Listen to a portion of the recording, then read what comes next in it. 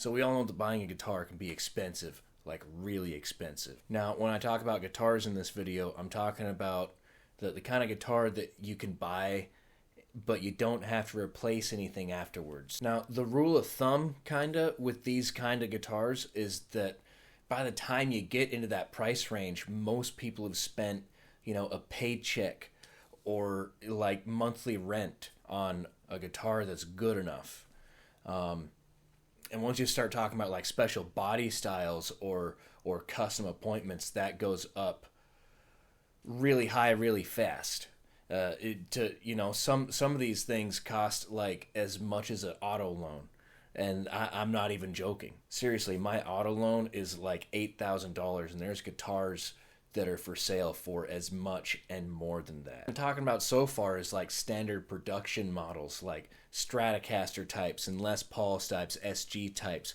What if you wanted something more special, something maybe like a double neck? Now, the most standardized model of a double neck guitar is obviously the Gibson EDS 1275. That's the double neck SG model. And the average selling price for that on Reverb at the time of making this video is around $7,000 or an auto loan. Epiphone does make an affordable equivalent to the Gibson EDS 1275. Usually they sell for anywhere from $1,100 to $1,200, or a little under a paycheck. And if you try and look for a left-handed Gibson EDS 1275, at the making of this video, there's one listed on Reverb for $13,000. And as far as I know, Epiphone has never made a left-handed double neck guitar. To be fair, there's tons of off-brand options, especially if you're right-handed. If you're left-handed, there's a few. They're really few and far between. They usually go for anywhere between $200 and $1,000, and their build quality is usually hit and miss. So with all this information in mind, if a left-handed player wanted something like a double neck guitar, they'd be pretty SOL, right? You could say that, but it's also 2023, and you could find almost anything that you'd ever want online. This is my... Let me see if I can get the whole thing in frame. This is my left-handed double neck guitar that I found online, and it cost me about $350. Now, what is this thing called? According to some people, you could call it a Chibson. Other people call it a replica. But at the end of the day, it's a counterfeit guitar. We all know what everyone's going for with this body style, and especially with these headstocks. Luckily, mine don't have any kind of counterfeit logo on it, but it's still got, the design up here. Now, as happy as I was to find something like this online, that doesn't mean that it was perfectly playable out of the box. It took a lot of work to get this thing into the condition that I wanted it to be in, and sounding close to how I would expect any guitar to sound. So the first thing that had to be replaced on this guitar was the tuners. The tuners it came with were crap. So what I replaced them with were Wilkinson locking tuners. The stock tuners on this were vintage style, so these vintage style locking tuners fit perfectly. They're not the best tuners in the world, but they're way better than what came on it, and they keep it in tune. And locking tuners on it, for anyone who's never restrung a double neck, locking tuners save a lot of time and effort. Next, I removed the truss rod covers, and you could see that they came, it was the two screw style imitating Gibson, but the holes weren't exactly drilled correctly. Truss rod covers are more superficial in my opinion, and I'm more concerned with the functionality and the sound of what I'm going for. So one day I'll find a set of like the Epiphone style 3-hole covers, but I'm not too worried about it. Next, what I had to replace on this to get it good enough was the nuts. Both of the nuts on this guitar were cheap yellow plastic, and it looked like they'd been living in some bin somewhere. What I bought to replace them were bone nuts. I got them from a seller off of eBay. This one was a little difficult to find, but I found the correct width to fit the fretboard. and I just slotted them myself, and it sounds and works great. Next was the fretboards. The frets are like some of the cheapest fret material you'll ever find. They're not exactly pressed in all the way, which is really common with guitars that you find on like DH-Gate and stuff like that, which is where I got this. I did not replace the frets. What I did is I just leveled the frets on each fretboard, and it looked like in the factory they just installed the frets and just sent it out. They did minimal fret dressing. Nothing's really rounded off. It's just kind of beveled at the end. Out of the box, these frets were a big issue, and leveling them probably made the biggest difference overall out of anything that I've had to do to this so far. All right, now on to the bulk of the work that I've done on this. None of this wiring is stock. The stock wiring was exactly what you would expect. It was the same kind of wiring that you'd find in like an Epiphone guitar from the 90s. It was the smallest, cheapest pots that were covered in dust, and the pickups were almost completely made of plastic.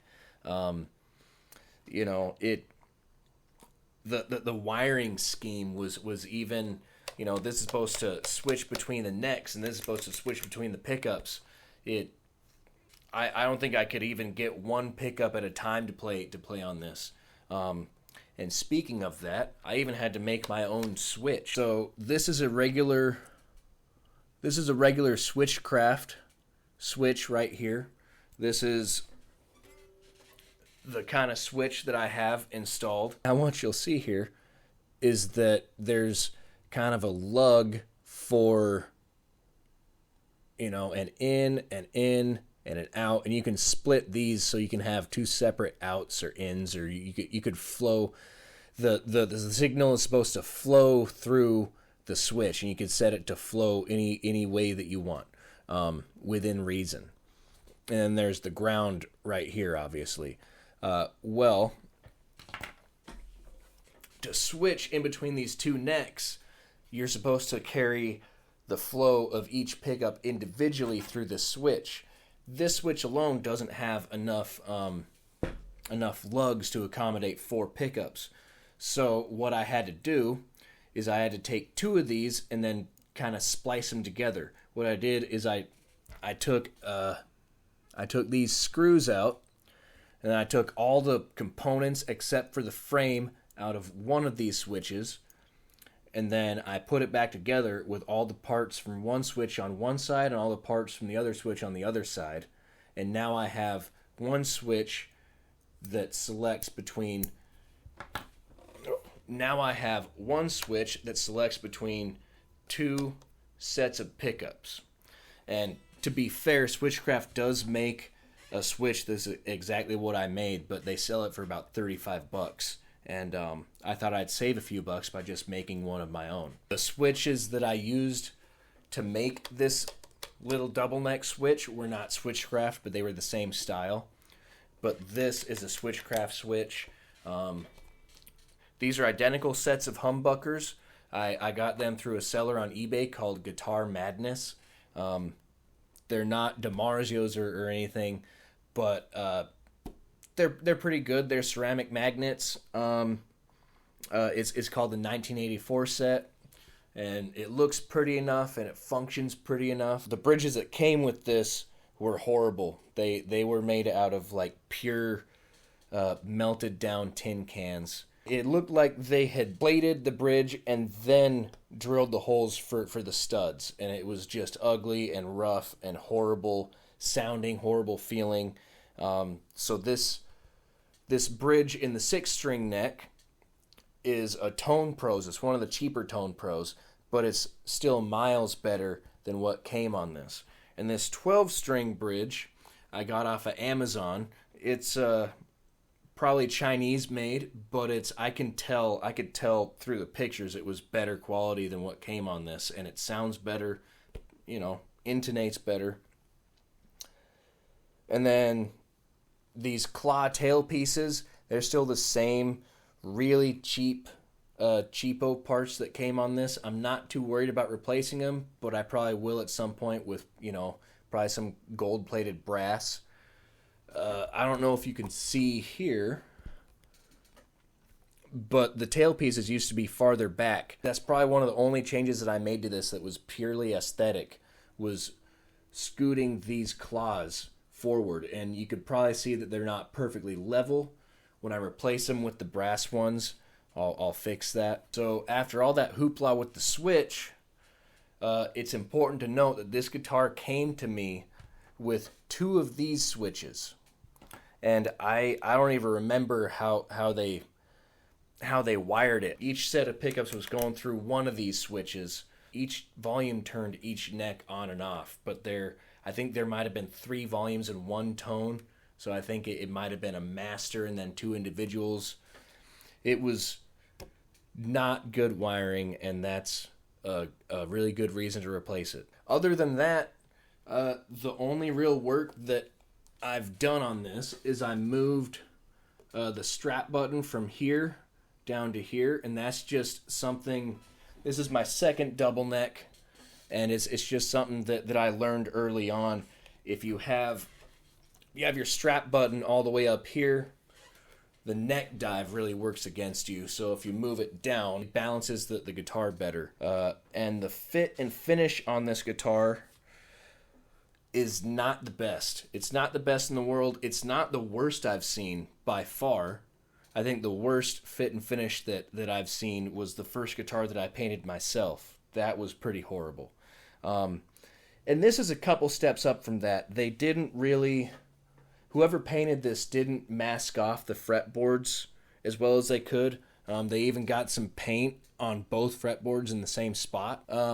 Around the binding, there's like white off cream binding on both necks, and they were mashed okay. But there's a ridge where the paint ends, and you could feel the tape began while they were painting it. There's no real drips in the paint, but there are spots where someone might have sanded a little bit too much, and I don't know if you can tell. Somewhere, it's backwards now to me, but there's somewhere around on each neck where someone sanded too much, and you can tell that. So for $350, I think that this is probably the best you're going to get, especially if you're left-handed.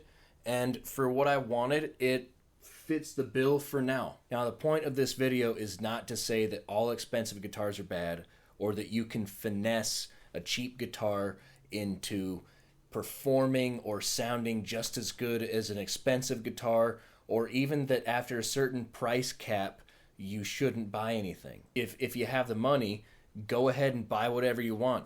If I had $13,000 and no debt, I would totally buy the left-handed Gibson EDS 1275 that's on Reverb right now. Another question that gets asked a lot is whether or not it's even ethical to buy these counterfeit guitars.